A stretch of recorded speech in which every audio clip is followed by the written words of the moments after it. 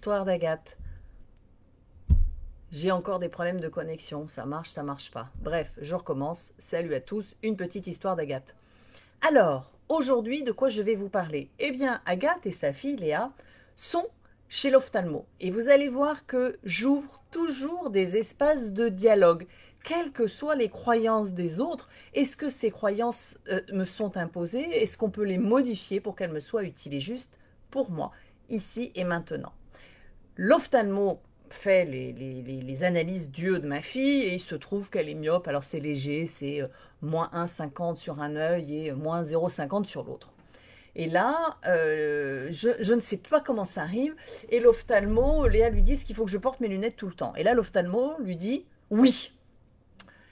Et donc, je le regarde et je suis une myope quand même, hein, donc je connais un peu l'événement et le processus. Et je lui dis, mais ok, qu'est-ce qu'elle craint si elle ne les porte pas?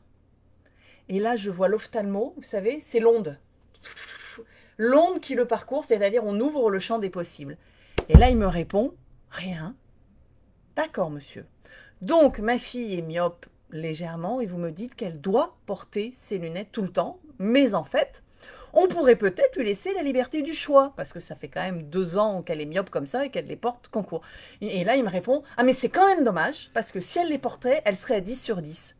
Et là, je lui ai répondu, mais a-t-elle besoin d'avoir 10 sur 10 tout le temps? Et donc, je me suis tournée vers ma fille et je lui ai dit, ma chérie, tu feras comme tu en as envie, comme le besoin se fait sentir, en fonction du contexte. Et vous savez ce que j'ai adoré, c'est l'ophtalmo qui d'un coup était perturbé parce qu'on osait finalement créer un espace d'échange et que ça n'est pas sa parole qui était imposée. J'espère qu'il s'en souviendra la prochaine fois.